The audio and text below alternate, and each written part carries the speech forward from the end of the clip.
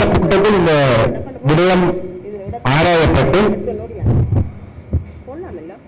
மீனவர்களும் தங்களுடைய தொழில் வாழ்வாதாரம் பாதிக்கப்படும் என்பதையும் விவசாயிகள் அதேபோல விவசாய நடவடிக்கைகள் பாதிக்கப்படும் என்பதையும் எனவே இது தொடர்பான அனுமதியை வழங்குவது மேல்வரிசைகள் செய்யப்பட வேண்டும் என்பதுதான் என்னுடைய கருத்து. இது அதில் பொதுவாக இப்பலம் முன்னர் இருந்ததாக என்ற ஒரு வார்த்தை இருக்கின்றது. சொல்லி இருக்கலாம் அல்ல சொல்லாக இருக்கலாம். சொல்லியிருந்தால் நிச்சயமாக நாங்கள் அதை மறுத்து சொல்லி இருப்போம். அந்த இடத்தில் எந்த சந்தர்ப்பத்திலும் உட்பலம் இருக்கவில்லை. இரண்டாவது, அந்த உப்பளத்தினால பாதிக்கப்படுகின்ற விவசாயிகளுக்கு நிச்சயமாக அதில் இருந்து காற்று வீசுகிற திசையில் ஒரு 3/4 கிலோமீட்டர்ல விவசாய நிலங்கள் இங்கால் பக்கம் இருக்கின்றது. இரண்டாவது, மீனவர்கள் அதில் கடற்தொழில் செய்கிற அதாவது கண்டி இது போன்ற தொழில்கள் செய்கிறார்கள். அப்ப அங்கே அந்த உப்பளம் வருகின்ற பொழுது ஒரு கேள்வி, அந்த உப்பளத்துக்கான நீர் எங்கிருந்து வருகின்றது? நாங்கள் யாழ்ப்பாண நாட்டிலே இருக்கக்கூடிய நீர்நிலைகளை வந்து உப்பிலிருந்து நன்னிலையாக மாற்ற வேண்டும்.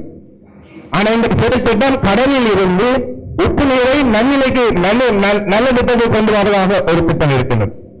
அதாவது உங்களுடைய நிலங்களை நாங்கள் எதிர்மறையாக விளைவுக்கு உட்படுத்துகிற ஒரு செயற்பாடாக இருக்கின்றது. எல்லாரும் திட்டத்தை வழியா பார்த்திருக்கா தெரியும். அடுத்தது அந்த மீனவருடைய பிரச்சனை.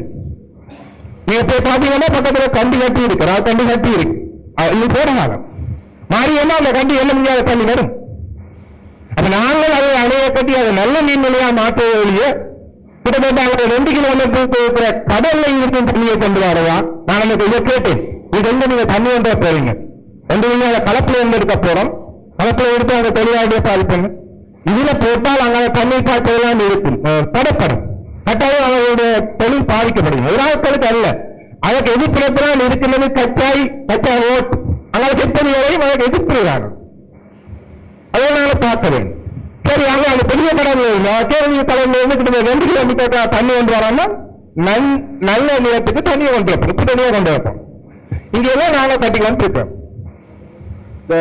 இதுல இந்த சுற்றுப்புற சூழல் அதிகாரிகள் அல்லது அவர்கள் எல்லாரும் ஒரு மதிக்க வேண்டும். சரியான முறையில் அந்த இதெல்லாம் செய்யவில்லை. விவசாயியோட கலைக்கவில்லை. விவசாயத்தை ஒருவர் அவர் அதிகாரம் எடுத்து அவரோட கலைக்கு தீர்மானம் எடுக்கும். முறைப்படி விவசாயிகளை கூப்பிட்டு காய்ச்சிருக்கோம்.